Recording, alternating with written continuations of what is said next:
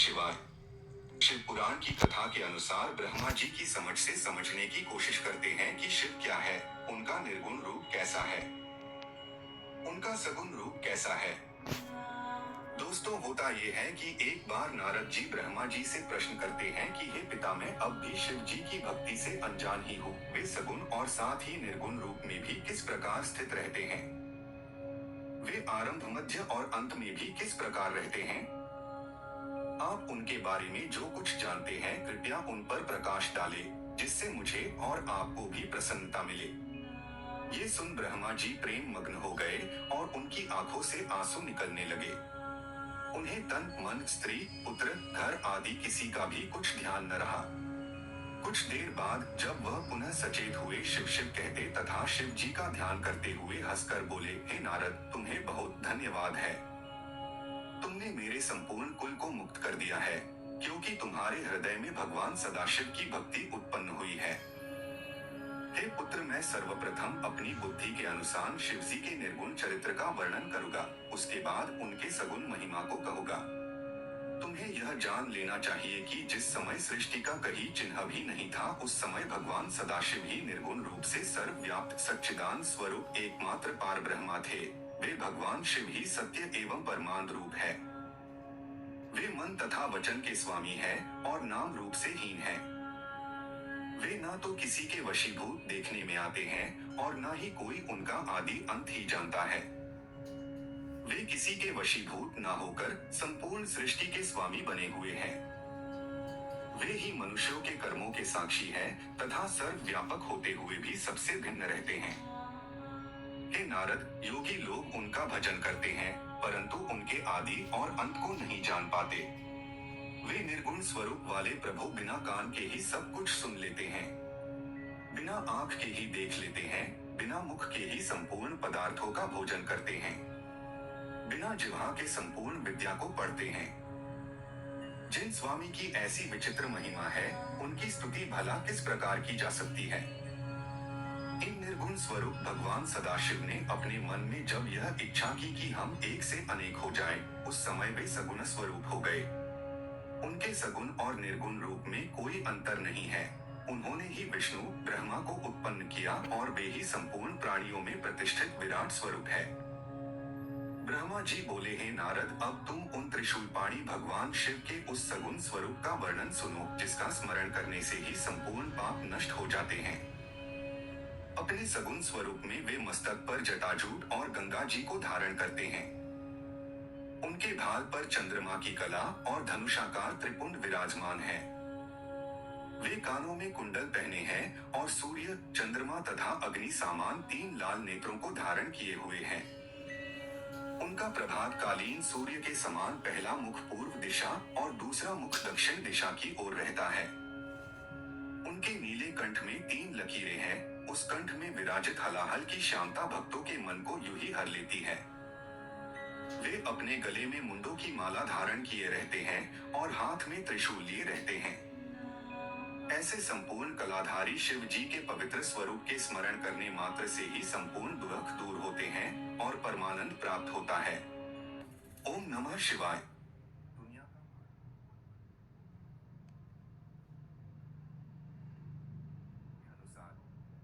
जब शिव जी को एक से अनेक होने की इच्छा हुई, तभी इस सृष्टि की रचना हुई। शिव जी ने सबसे पहले उनकी अर्धांगिनी जगत जननी मां जगदम्बा अर्थात शक्ति को प्रगटा।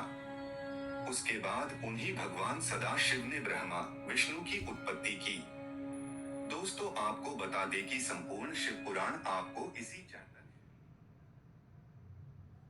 और इसी शिव पुराण की कथा अनुसार आज इस वीडियो में जानेंगे कि कैसे शिव जी ने ब्रह्मा और विष्णु जी को जन्म दिया। दोस्तों, महाशक्ति उमा को प्रकट करने के बाद उनके मन में आया कि कोई रचनात्मक कार्य किया जाए। तब उन्होंने भगवती उमा से कहा, हे प्रिय, हमें एक ऐसा मनुष्य उत्पन्न करना चाहिए जो सब विद्याओं में पारंगत हो और जिसके ऊपर हम संपूर्ण संसार का भार छोड़ सके। शिव जी के मुख से निकले हुए इन शब्दों को सुनकर भगवती जगदम्बा जी ने अपनी बाईं ओर देखा तो उनकी इच्छा से तुरंत ही एक मनुष्य की उत्पत्ति हुई। वह मनुष्य अत्यंत रूपवान, कलवान, बुद्धिमान तथा शीलवान था। उसका संपूर्ण शरीर श्यामवर्ण चंद्रमा जैसा था। उसका प्रत्येक अंग सुडोल एवं परम सुंदर था। वह संपूर्ण विद्याओं का निधान, महाप्रतापी, सिद्धरूप तथा पवित्र था। वह उत्पन्न होते ही भगवान सदाशिव एवं भगवती उमा के सम्मुख हाथ जोड़कर खड़ा हो गया। उस सुंदर मनुष्य को देख उमा सहित शिव जी प्रसन्न हुए। वह भी इन दोनों को देखकर बहुत हर्षित हुआ। फिर उसने हाथ जोड़कर इन दोनों की स्तुति और प्रशंसा करते हुए प्रार्थना की। हे पिता एवं हे मातेश्वरी, आप मेरा नाम रखकर मेरे योग्य जो कार्य हो उसे बताइए। यह सुनकर शिव जी बोले, तुम्हारा नाम विष्णु होगा। संपूर्ण सृष्टि में तुम्हारे समान तेजस्वी तथा प्रतापी अन्य कोई भी प्राणी प्रकट न होगा। तुम्हारा यश संपूर्ण संसार में निरंतर फैला रहेगा। संसारी मनुष्य तुम्हें हरि, चतुर्भुज, भगवान, अच्युत आदि नामों से पुकारेंगे। तुम भक्तों के मनोरथ पूर्ण करने के लिए उत्पन्न किए गए हो। अब तुम्हें यह उचित है कि तुम तपस्या करो, जिससे तुम्हें और अधिक तेज और सामर्थ्य की प्राप्ति हो। इतना कहकर भगवान सदाशिव ने विष्णु को योग विद्या का उपदेश दिया। तब विष्णु एक स्थान पर बैठकर तपस्या करने में संलग्न हो गए। वे दिव्य सहस्त्र वर्ष तक एक ही आसन पर बैठ योग साधना द्वारा भगवान सदाशिव का ध्यान करते रहे। परंतु जब उन्हें तपस्या का कुछ भी फल प्राप्त नहीं हुआ तो उनके हृदय में अत्यंत शोक हुआ। उसी समय जिस प्रकार वर्षा में बादल गरजते हैं, ठीक उसी प्रकार ये आकाशवाणी हुई। हे विष्णु, तुम मन लगाकर फिर से तप करो, क्योंकि हम सुगमता से किसी को दिखाई नहीं देते। उस आकाशवाणी को सुनकर उन्होंने पुनः अत्यंत कठिन तप करना प्रारंभ कर दिया, जिससे उनके पवित्र शरीर से इतना पसीना निकला कि एक नदी बह चली।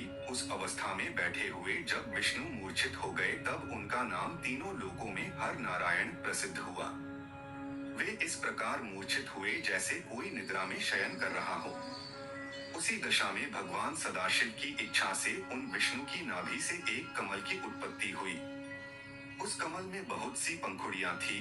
वह देखने में बहुत ऊंचा, मनोहर तथा लंबा था। इसके पश्चात शिव जी ने ब्रह्मा जी को अपनी दाहिनी भुजा से उत्पन्न किया और उसी कमल में बैठा दिया। उनका रंग लाल था। उनके 4 मस्तक थे, चारों दिशाओं में खुले थे। उनके सभी अंग विष्णु के समान ही थे। वह भी अत्यंत तेजस्वी तथा सामर्थ्यवान थे। उसी समय एक आकाशवाणी हुई कि हे पुत्र, तुम्हारे अज, ब्रह्मा, धाता, विधाता, बहुगर्भ आदि अनेक नाम होंगे। ओम नमः शिवाय। हमने देखा कि कैसे ब्रह्मा जी और विष्णु जी की उत्पत्ति भगवान शिव ने की। आज हम देखते हैं कैसे शिव जी ने ब्रह्मा जी और विष्णु जी का घमंड तोड़ा। भगवान सदाशिव की माया तीनों भुवनों को घेरे हुए हैं। वे जो चाहते हैं वही होता है। विष्णु जी की नाभि से जो कमल का पुष्प निकला, उस पर शिव जी ने ब्रह्मा जी को उत्पन्न कर बैठा दिया, परंतु ब्रह्मा नहीं जानते थे कि उन्हें किसने उत्पन्न किया है, उनका पिता कौन है। तब उन्होंने सोचा कि जिसके मूल से यह कमल का पुष्प उत्पन्न हुआ है, वही मेरा पिता होगा। ऐसा सोचकर उस कमल की जड़ को जन्म देने वाले अपने पिता का पता लगाने के लिए ब्रह्मा उस कमल की डंडी के मार्ग से उस जल के भीतर जा पहुंचे। ब्रह्मा उस कमल नाल के सहारे सैकड़ों कोसों तक पानी के भीतर चले गए, परंतु उन्हें उसके उद्गम स्थान का कोई भी पता नहीं चल सका। तब वो निरंतर 100 वर्षों तक प्रयत्न करने के बाद निराश हो जाने के शोक से व्याकुल होकर उसी स्थान पर पुनः लौट आए, जहां से नीचे की ओर चले थे। जब वे पुनः वापस आए तो यह देखकर उनके आश्चर्य की सीमा नहीं रही कि वहां वह कमल पुष्प कहीं भी दिखाई नहीं देता था, जिस पर वे पहले बैठे थे। इस अद्भुत दृश्य को देख उन्हें अत्यंत चिंता हुई। तब उन्होंने इस संपूर्ण सृष्टि के स्वामी से अपनी रक्षा करने की प्रार्थना की। उस समय उन्हें चिंता युक्त देखकर आकाशवाणी हुई, जिसके द्वारा 2 अक्षर प्रकट हुए। उन अक्षरों के सहारे 16 और 21 अक्षरों का और ज्ञान हुआ, जिनसे वो बहुत सी बातों को जान सके। ठीक उसी समय भगवान सदाशिव की इच्छा से उस जल में अचेत होकर पड़े हुए विष्णु सचेत होकर ब्रह्मा जी के समीप आए। इस बात में कोई संदेह नहीं करना चाहिए कि जो भगवान शिव चाहते हैं वही होता है। विष्णु जी को देख ब्रह्मा जी ने उनसे पूछा, आप कौन हैं? विष्णु जी ने उत्तर दिया, हे ब्रह्मा, हम अलख निरंजन हरि हैं। हम तुम्हारे पिता हैं, हमारे ही नाभिकमल द्वारा तुम्हारी उत्पत्ति हुई है। अब तुम निर्भय हो जाओ, क्योंकि हम तुम्हारे रक्षक हैं। हमारे ऊपर हमारे समान अथवा हमसे उत्तम अन्य कोई नहीं। हम ही सबके स्वामी हैं। विष्णु जी ने यह बात अज्ञान अवस्था में ही कही थी कि हम ही उत्तम हैं और हम ही सबके स्वामी हैं, क्योंकि उस समय वे शिव जी की माया से अचेत थे। भला इस संसार में ऐसा कौन है जिसे शिव जी की माया भुलावे में नहीं देती? विष्णु जी के मुख से यह वचन सुनकर ब्रह्मा को अत्यंत क्रोध आया। तब उन्होंने कहा, तुम ऐसी बातें ना करो और कैवल्य भाव का निश्चय रखो।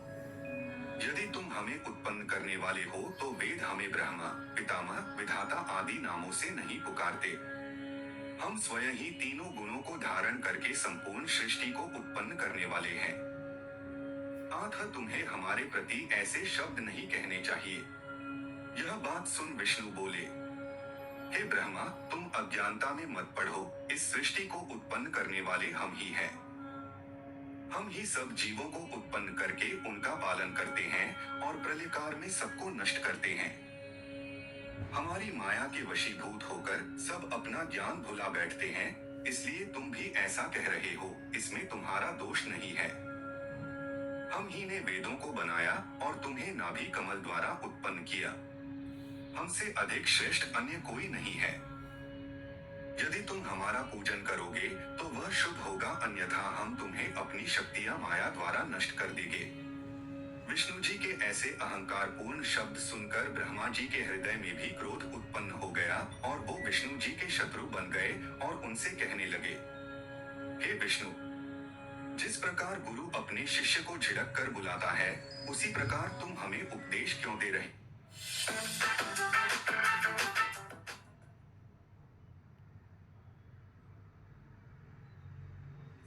विष्णु जी और ब्रह्मा जी आपस में युद्ध करने लगे। शिव जी की माया से मोहित होकर उन दोनों ने बहुत समय तक खूब युद्ध किया, क्योंकि वह दोनों ही खुद को ही सृष्टि का स्वामी समझते थे। उस समय उन दोनों को परस्पर लड़ता देख प्रलयकालीन प्रज्वलित शिव जी अचानक ही उस स्थान पर प्रकट हो गए। उनके उस परम तेजस्वी स्वरूप को देख उन दोनों ने युद्ध बंद कर दिया। उस समय विष्णु जी ने अत्यंत भयभीत हो ब्रह्मा जी से कहा, हे ब्रह्मा, यह तेज यहाँ कहाँ से आ पहुंचा? अब हम दोनों को उचित है कि हम इस तेज के आदि और अंत को दिखाएं। हम दोनों में से हो भी इसके आदि और अंत को देख लेगा, वही इस सृष्टि का स्वामी और सबसे बड़ा माना जाएगा। हमें तो यह तेज आदि और अंत से रहित जान पड़ता है। अच्छा, तुम इस तेज के ऊपर की ओर जाओ और हम नीचे की ओर जाते हैं। यह बात ब्रह्मा जी ने मान ली। तब वे दोनों अहंकारी उस तेज का आदि अंत जानने के लिए एक दूसरे से भिन्न दिशाओं में चल दिए। जो कार्य अहंकार की अवस्था में किया जाता है वह कभी पूर्ण नहीं होता और उसका फल भी अच्छा नहीं मिलता। जब तक मनुष्य अहंकार को नहीं त्याग देता तब तक उसका कार्य सिद्ध नहीं हो सकता। ब्रह्मा जी और विष्णु जी के इस चरित्र को जो मनुष्य प्रातः काल हाथ पांव धोकर ध्यान में लाता है, उसे इस लोक में सुख, आरोग्य तथा परलोक में श्रेष्ठ गति की प्राप्ति होती है।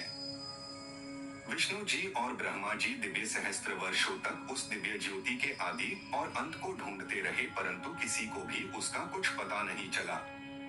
अस्तु वह दोनों निराश होकर अपने स्थान को लौट पड़े, परंतु तभी एक आश्चर्य की बात हुई कि जिस स्थान से वे चले थे वह उन्हें बहुत ढूंढने पर भी कहीं दिखाई नहीं दिया। उन्हें 1 सहस्त्र दिव्य वर्षों का समय अपने पहले स्थान को ढूंढने में लग गया।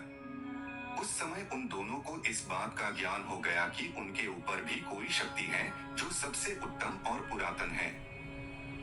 यह बात ध्यान में आते ही यह आकाशवाणी हुई, हे ब्रह्मा तथा हे विष्णु, तुम दोनों योग साधना करो। उसे सुनकर उन दोनों ने योगाभ्यास करते हुए उस अलक्षित स्वामी की स्तुति में इस प्रकार कहना आरंभ किया, हे स्वामी, हम दोनों ने आपकी माया के वशीभूत होकर अपने को सृष्टि का उत्पन्नकर्ता समझ लिया था। अब हम अपने अभिमान को त्याग कर आपको दंडवत करते हैं। आप हमें अपना सेवक जानकर कृपा कीजिए और प्रकट होकर हमें अपना दर्शन दीजिए। उनके इस प्रकार कहते ही भगवान सदाशिव ने साक्षात प्रकट होकर उन्हें अपना वह स्वरूप दिखाया, जिसके दर्शन पाकर संपूर्ण संसार मोहित हो जाता है। उनका शरीर श्वेत पत्थर के समान गौर था, उस पर वे भस्म मले हुए थे। उनके वामांग में आदिशक्ति महामाया उत्तमोत्तम वस्त्रालंकारों को धारण किए हुए विराजमान थी।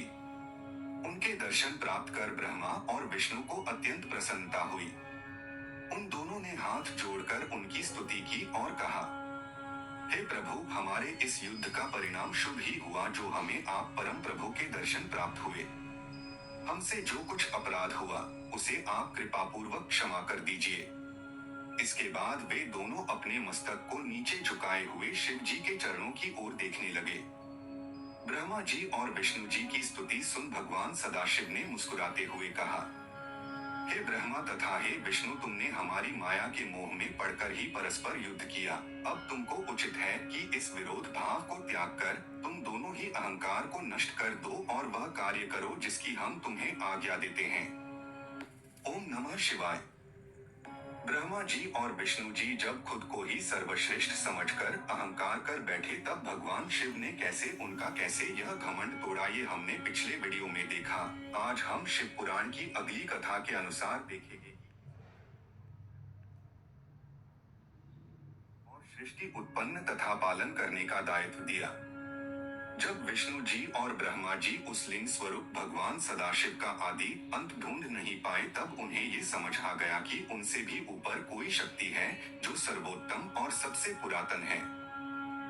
इसके बाद उन दोनों ने हाथ जोड़कर उस शक्ति को प्रणाम किया और माफी मांगी, जिसे सुनकर भगवान सदाशिव ने उन्हें साक्षात प्रकट होकर दर्शन दिए।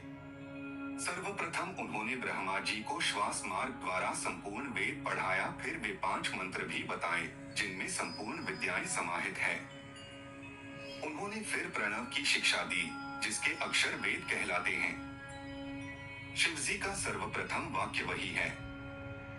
इसके पश्चात उन्होंने 24 अक्षरों से युक्त वेदों की माता गायत्री का उपदेश दिया। फिर महामृत्युंजय मंत्र की शिक्षा देने के उपरांत चिंतामणि मंत्र को सिखाया, जो मनुष्यों और देवताओं को भी महान सुख देता है। उस वेद और मंत्रों को पढ़कर ब्रह्मा जी को अत्यंत आनंद हुआ। उस समय ब्रह्मा जी और विष्णु जी कृतज्ञता भरी दृष्टि से उन महेश्वर भगवान की ओर देखने लगे। उन दोनों के उस अनन्य प्रेम भाव को देख भगवान शिव भी प्रसन्न हुए। तब उन्होंने ब्रह्मा जी से कहा, हे ब्रह्मा, तुम धन्य हो जो तुम्हें मेरी कृपा से संपूर्ण सृष्टि का स्वामी होने का सौभाग्य प्राप्त हुआ। अब तुम मेरी आज्ञा स्वीकार कर सृष्टि उत्पन्न करो। इसके बाद उन्होंने विष्णु जी की ओर देखकर कहा, हे विष्णु, तुम सृष्टि का पालन करने के अधिकारी हो। तुम हमें वेद का स्वरूप जानो और वेद में जो कुछ लिखा है उसे हमारी आज्ञा मानकर स्वीकार करो।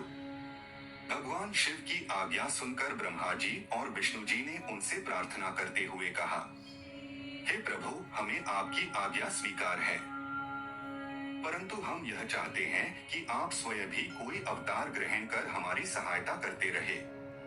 तीनों लोकों का पालन करने के पश्चात अंत अर्थात प्रलय का अधिकार आप अपने पास रखे। हमारा यही मनोरथ है। इतना कहकर वे दोनों मौन हो गए। फिर भगवान शिव की मौन स्वीकृति पाकर उन दोनों ने कहा, हे प्रभु, अब आप सर्वप्रथम हमें यह बताएं कि हम किस रीति के अनुसार आपका पूजन करें। यह सुनकर शिव जी ने उत्तर दिया, हे ब्रह्मा तथा विष्णु, हमें संसार में तुमसे अधिक प्रिय अन्य कोई ना होगा। अब तुम दोनों संपूर्ण चिंता त्याग कर सुखपूर्वक अपना कार्य करो तथा इस कार्य द्वारा अन्य लोगों को भी सुख पहुंचाओ। हमने तुम्हें कुछ देर पूर्व जो अपना लिंग स्वरूप दिखाया था, उसका पूजन करना सर्वथा योग्य है। उसी के पूजन से सुख की प्राप्ति होगी। तुमने जो हमसे अवतार ग्रहण करने की प्रार्थना की है, उसके संबंध में ये जान लो कि समय आने पर हम स्वयं ही प्रकट होकर आएंगे। हमारे उस अवतार का नाम रुद्र होगा। हम चारों अर्थात ब्रह्मा, विष्णु, शिव और शक्ति एक ही स्वरूप है। जो व्यक्ति हम में किसी प्रकार का भेद समझेगा, उसे बहुत दुख उठाना पड़ेगा। इतना कहकर भगवान शिव ने एक बड़े गुप्त भेद को प्रकट करते हुए कहा, यह भेद वेद में भी अधिक गुप्त है, अर्थात हम सगुण रूप में शिव और शक्ति दो नामों से प्रकट होते हैं तथा तीनों गुणों द्वारा ब्रह्मा, विष्णु एवं शिव नामक देवताओं के रूप में अलग प्रकट होते हैं। किसी कल्प में पहले विष्णु फिर ब्रह्मा तदुपरांत रुद्र की उत्पत्ति होती है, तो किसी कल्प में पहले शिव फिर ब्रह्मा तत्पश्चात विष्णु की उत्पत्ति होती है। इस प्रकार तुम दोनों शक्ति के चिन्ह से रजोगुण एवं सतोगुण को ग्रहण करते हो। हर अर्थात महादेव हमारे हो अंश से उत्पन्न होकर हमारे ही तमोगुणी स्वरूप है। उनके अधीन प्रलय कार्य रहता है। तुम दोनों श्याम एवं लाल वर्ण का स्वरूप धारण किए हो, आठ हम श्वेत रूप धारण करेंगे। इसके पश्चात शिवजी ने विष्णु जी से कहा, हे विष्णु, तुम संपूर्ण जीवों का भली प्रकार पालन करना। हमारे दाहिनी ओर से ब्रह्मा, बाएं ओर से विष्णु तथा हृदय से रुद्र की उत्पत्ति होगी। हमारी शक्ति जो उमा है वह भी दो अंशों में प्रकट होगी, जिससे तुम अलग अलग नहीं समझे जाओगे। पहले अंश से वे लक्ष्मी स्वरूपा होकर तुम्हें प्राप्त होगी और दूसरे अंश से सरा होकर ब्रह्मा को प्राप्त होगी। उनके उमा स्वरूप को हर प्राप्त करेंगे, उस समय संसार में उनका नाम सती प्रसिद्ध होगा। इस प्रकार ब्रह्मा, विष्णु तथा हर तीनों अपनी शक्तियों के साथ रहकर वेदों का पूजन करेंगे। ब्रह्मा का एक दिन सहस्त्र चतुर्युगी का होगा। इस प्रकार की 100 वर्ष की आयु ब्रह्मा की होगी। ब्रह्मा की संपूर्ण आयु का समय हर का एक दिन होगा। ऐसा एक दिन व्यतीत हो जाने पर हमारा सगुण स्वरूप निर्गुण होकर प्रलय कर देगा। इतना कहकर भगवान शिव ने ब्रह्मा और विष्णु के मस्तक पर अपने दोनों हाथ रखे और इस प्रकार शिक्षा देकर अंतर्धान हो गए। तब वे दोनों शोक से व्याकुल हो हाथ जोड़ शिव शिव कहते हुए जिस ओर शिव जी लुप्त हुए थे उसी ओर मुंह किए हुए बारंबार दंडवत करते रहे। तो दोस्तों, कुछ इस प्रकार शिव जी ने ब्रह्मा जी और विष्णु जी को शिक्षा दी और सृष्टि उत्पन्न और पालन करने का दायित्व दिया। ओम नमः शिवाय। हमने देखा कि कैसे शिव जी ने ब्रह्मा जी और विष्णु जी को शिक्षा दी कि वो सृष्टि उत्पन्न और पालन कर पाए। आज हम शिव पुराण के अनुसार ही देखेंगे कि कैसे शिव जी की आज्ञा से ब्रह्मा जी ने सभी जीव और सृष्टि उत्पन्न की। जब भगवान सदाशिव और उनकी शक्ति प्रकृति ने इच्छा की तो उनकी इच्छा द्वारा सर्वप्रथम बुद्धि की उत्पत्ति हुई। उस मह तत्व से अहंकार और अहंकार से सतोगुण, तमोगुण तथा रजोगुण उत्पन्न हुए। इन तीनों गुणों द्वारा आकाश और पृथ्वी उत्पत्ति हुई। इसी प्रकार क्रमानुसार देवता, मनुष्य आदि योनियों की उत्पत्ति हुई। फिर ब्रह्मा जी ने भगवान शिव के चरणों का ध्यान धरकर सनक, सनंदन, सनातन, संत कुमार एवं रुभु इन 5 मनुष्यों को उत्पन्न किया। ये सब भगवान सदाशिव का ध्यान धरने के अतिरिक्त और कुछ नहीं जानते थे। उन्होंने ब्रह्मा जी से कहा कि हम सृष्टि उत्पन्न करने का कार्य नहीं करेंगे। तब ब्रह्मा जी को बहुत क्रोध आया, पर विष्णु जी के समझाने से वो शांत हुए और बहुत समय तक तपस्या करते रहे। परंतु उस तपस्या का जब कोई फल नहीं निकला तो उन्हें अपने मन में बहुत आश्चर्य हुआ। उस समय भगवान शिव की माया से वे ऐसे भयभीत हुए कि उनके नेत्रों से आंसू की बूंदें टपकने लगी। उस समय भगवान शिव ने दयालु होकर उन्हें सद्बुद्धि प्रदान की और उनके हृदय में इच्छा उत्पन्न हुई कि भगवान शिव ही यदि मेरे पुत्र उत्पन्न होकर जन्म ले तो संपूर्ण कार्य स्वयं ही सिद्ध हो जाएंगे। इस बात को मन में रखकर वे फिर बहुत समय तक योग समाधि में लीन हो गए। उनकी इस तपस्या से भगवान शिव अत्यंत प्रसन्न हुए और सृष्टि की वृद्धि करने के लिए ब्रह्मा जी की भौं के निचले भाग से अवतार ग्रहण किया। उन्होंने अपने उस अवतारी शरीर में वे चिन्ह प्रकट कर दिए जिसे ब्रह्मा जी और विष्णु जी ने उनके दर्शन प्राप्त करते समय देखे थे। इस प्रकार उन्होंने ब्रह्मा जी की सहायता करने हेतु अवतार ग्रहण किया। भगवान शिव इस रूप में प्रकट होकर ब्रह्मा जी से बोले, हे ब्रह्मा, यदि आप हमें आज्ञा दे तो हम वेदानुकूल कार्य करें। ब्रह्मा जी ऐसा सुपुत्र पाकर फूले नहीं समा रहे थे। ब्रह्मा जी ने कहा, जब तुम जैसे मेरे पुत्र उत्पन्न हुए हैं तो मेरे संपूर्ण मनोरथ निश्चय ही पूर्ण हो जाएंगे। मैं वेद के अनुसार तुम्हारे जो 11 नाम हैं उन्हें बताता हूँ। मन्युम्नु, महर्निश, महान, शिव, ऋतुध्वज, उग्रेता, भव, काल, वामदेव तथा धृतव्रत।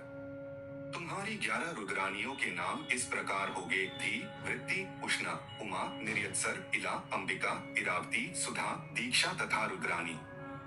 इसके अतिरिक्त रुद्र, महेश्वर, हर तथा जगदीश आदि तुम्हारे अनेक नाम और भी होंगे। पृथ्वी, जल, आकाश, अग्नि और वायु ये पांचों तत्व तथा सूर्य, चंद्रमा, जीव और हृदय ये योगस्थान तुम्हारे निवास स्थान होंगे। तुम अपनी पत्नियों को यही अपने साथ रखो और संतान की उत्पत्ति करो, जिससे सृष्टि की उत्पत्ति हो। उनकी यह बात सुनकर उन सगुण स्वरूप शिवजी ने भूत, प्रेत, पिशाच आदि सहस्त्रों प्रकार के भयानक जीव उत्पन्न किए, जिन्हें देखकर ब्रह्मा जी को अत्यंत आश्चर्य हुआ। तब उन्होंने भयभीत होकर कहा, तुम इस संतान को इसी समय नष्ट कर दो तथा श्रेष्ठ पुत्र उत्पन्न करो। यह सुनकर शिव जी ने उत्तर दिया, हे ब्रह्मा, जिन जीवों को बार बार जन्म लेना और मरना पड़े, उन्हें हम उत्पन्न नहीं करेंगे, उन्हें तो आप ही उत्पन्न कीजिए, आप हमें भूलिएगा नहीं। यह कहकर शिवजी ने अपनी माया को ब्रह्मा जी के ऊपर से हटा लिया। उस समय ब्रह्मा जी ने चैतन्य होकर अपना मस्तक दंडवत करने हेतु उनके चरणों में झुका दिया। यह देखकर शिव जी ने उन्हें ऊपर उठाते हुए उनके मस्तक पर अपना हाथ फेरा। उस समय संकादिक भी आकर शिवजी के चरणों में गिर पड़े और उन्हें दंडवत करते हुए स्तुति करने लगे। भगवान सदाशिव ने दयालु होकर उन्हें उत्तम बुद्धि प्रदान की। तदुपरांत शिव जी ब्रह्मा जी के ललाट के मार्ग से गुप्त होकर अपने लोक चले गए। शिवजी की आज्ञा पाकर ब्रह्मा जी ने सर्वप्रथम पृथ्वी, आकाश आदि पंचतत्व, पर्वत, मूल एवं कला आदि उत्पन्न किया। तदुपरांत अपनी इच्छा से विरची, अग्निरस, शातातप, भृगु, पुलस्त्य, पुलह तथा वशिष्ठ इन सप्तऋषियों को जन्म दिया। फिर उन्होंने अपने प्रत्येक अंग से नारद, दक्ष, कर्दम आदि 10 पुत्रों को उत्पन्न किया। फिर स्तन से मनुष्य, पीठ से पाप और अन्य अंगों से प्रीति, तृष्णा आदि को प्रकट किया। तदुपरांत क्रमानुसार नक्षत्र, दिशा, दिक्पाल, चंद्रमा आदि को उत्पन्न किया। परंतु अपने द्वारा उत्पन्न उस तामसी सृष्टि को देखकर ब्रह्मा जी को अत्यंत चिंता हुई। रात्रि के कारण अब उन्हें भूख लगी और वे राक्षस यक्षादि को खाने के लिए दौड़े। उस समय अपने शरीर को भयानक बनाकर उन्होंने काल को उत्पन्न किया। इसके उपरांत उन्होंने उस शरीर को त्याग कर स्त्री का शरीर धारण किया। उस समय उनके उस रूप को देखकर सब ऋषि मुनि आसक्त होकर उन्हें पकड़ने के लिए दौड़ पड़े। तब उन्होंने उस शरीर को बदलकर दूसरा शरीर धारण किया और अपने घुटनों द्वारा असुरों की उत्पत्ति की। ऋषि मुनि उस समय उन्हें नहीं पहचान सके और काम के वशीभूत निर्लज्ज बनकर उनके पास दौड़े चले आए। उनके भय से भयभीत हो ब्रह्मा जी ने भगवान शिव जी से प्रार्थना की और कहा कि हे प्रभु, आप इन दुष्टों को शीघ्र ही नष्ट कर डाले। उनकी प्रार्थना सुनकर शिव जी ने अप्रकट रूप से आज्ञा दी कि तुम अपने इस शरीर को बदल डालो। जिस समय उन्होंने अपने शरीर को बदला वो समय सायकाल कहलाया। उसमें संपूर्ण असुर अचेत होकर गिर पड़े।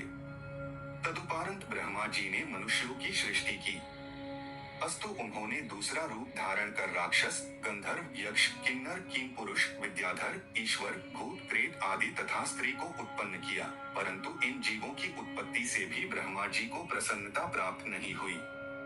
इसके उपरांत शिवजी की इच्छा से उन्होंने सिंह, हाथी, बैल आदि बुद्धिहीन जीवों को उत्पन्न किया। इस सृष्टि को उत्पन्न करने के बाद जब ब्रह्मा जी ने सोचा कि ये काम क्या करेंगे, तब शिव जी का ध्यान करते ही चारों वेद उसी समय ब्रह्मा जी द्वारा उत्पन्न हो गए। उनसे उन्होंने धनुर्विद्या, गान विद्या एवं संपूर्ण कथाओं से युक्त पुराणों को, जिन्हें पंचम वेद कहा जाता है, उत्पन्न किया। उसके बाद उन्होंने संपूर्ण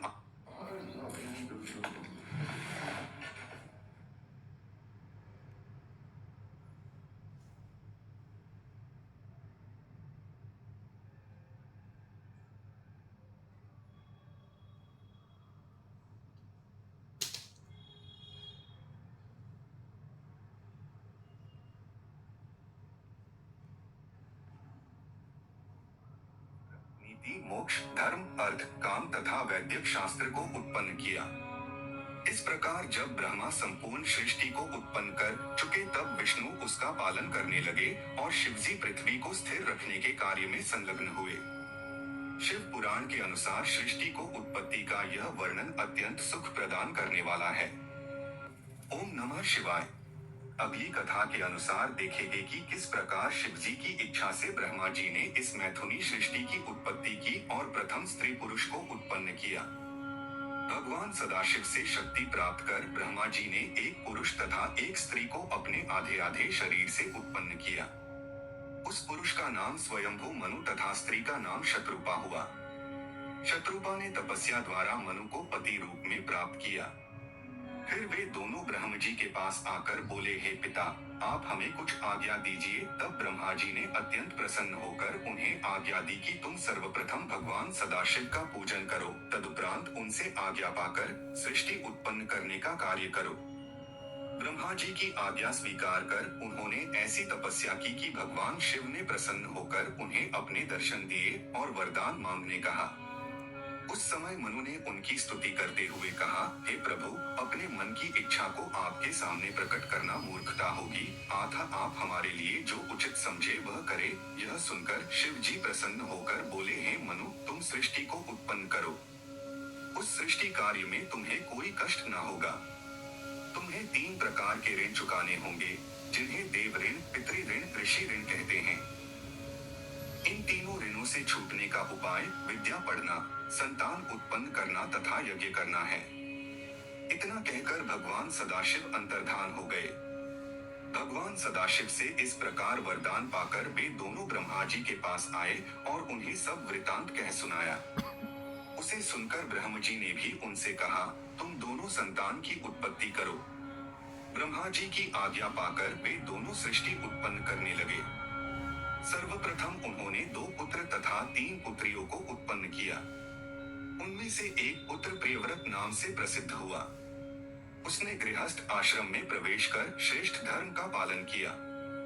उसकी संतान भी अत्यंत शीलवान हुई। आगे चलकर उसी वंश में भगवान श्री कृष्ण ने अवतार लिया। मनु के दूसरे पुत्र का नाम उत्तानपाद था। उसके वंश में ध्रुव के समान योगी भक्त का जन्म हुआ। मनु की पहली पुत्री का नाम अनुमति था। उसका विवाह ब्रह्मा जी के पुत्र रुचि नामक मुनि के साथ हुआ। उनके द्वारा यज्ञ और दीक्षा नामक 2 संतानों की उत्पत्ति हुई। मनु की दूसरी पुत्री का नाम देवहूति था। उसका विवाह कर्दम मुनि के साथ हुआ। उसके गर्भ से भगवान कपिल देव ने जन्म लिया। इसके अलावा कर्दम मुनि की 9 कन्याएं और हुई जो ऋषियों से ब्याही गई। मनु की तीसरी पुत्री का नाम प्रसूति था। उसका विवाह दक्ष के साथ हुआ। उन दोनों से 60 कन्याएं उत्पन्न हुई। उनमें से 10 कन्याओं का विवाह दक्ष ने धर्मराज के साथ कर दिया। 27 कन्याओं का चंद्रमा तथा 13 कन्याओं का विवाह कश्यप के साथ। 4 कन्याएं तात्सर्य एवं भूत अंगिरस तथा कृशाश को 2-2 कन्याएं ब्याह दी। उन सबसे बहुत अधिक संतानों की उत्पत्ति हुई। उसी के कुल में ब्रह्मा, विष्णु तथा शिव जी ने जन्म लिया। इस प्रकार अपनी 60 पुत्रियों का विवाह करने के उपरांत दक्ष ब्रह्मा जी के पास जाकर उनसे सब हाल कह सुनाया और उनसे पूछा कि अब आप मुझे क्या क्या आज्ञा देते हैं।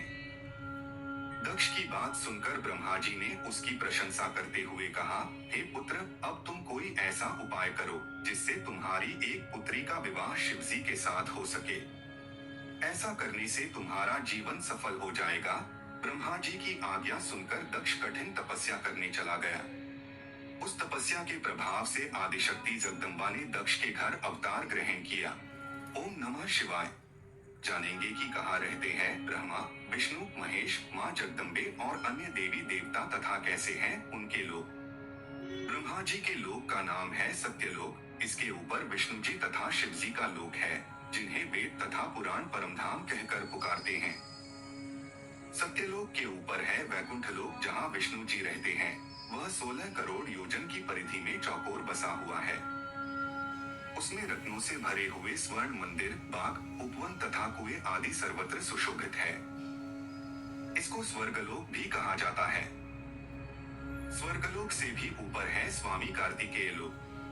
वह 64 योजन की परिधि में चौकोर बसा हुआ है। उस लोक में सभी घर रत्नों से भरे हुए हैं। उस लोक के स्वामी कार्तिकेय है, जिन्होंने तरकासुर का वध कर देवताओं को आनंद प्रदान किया था। वे भगवान शिव के पुत्र होकर उन्हीं के पद पे विराजमान हैं। उसके ऊपर है शक्तिलोक है। वहाँ संपूर्ण सृष्टि की माता जगदम्बा निवास करती है। वहाँ इंद्र आदि देवता जगमाता की सेवा करते हुए उनके चरणों का ध्यान धरते रहते हैं। हमें यह जान लेना चाहिए कि इस सृष्टि के संपूर्ण प्राणी उन आदिशक्ति की कृपा से ही ठहरे हुए हैं। वे जगदम्बा भगवान शिव की अर्धांगिनी है।